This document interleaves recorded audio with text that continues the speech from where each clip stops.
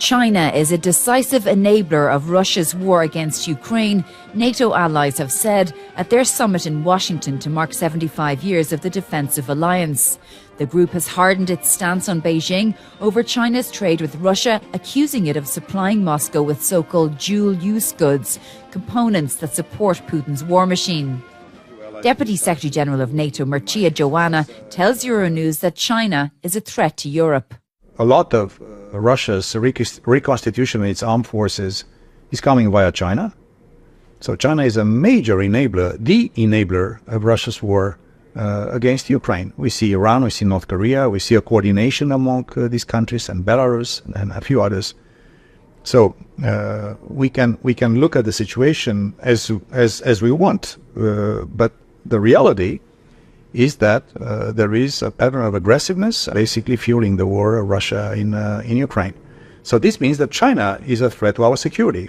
It means that, of course, they put challenges in many other places, but for us, with war in Europe, China, Iran, Korea helping Russia so dramatically in waging war against Ukraine, against European security, makes China, a partner of Russia that is seen by NATO with more severity than before.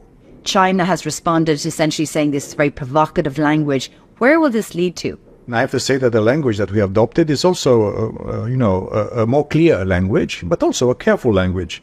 We're not declaring China as our enemy. It is not. They are a serious challenge to European security, and this is a fact.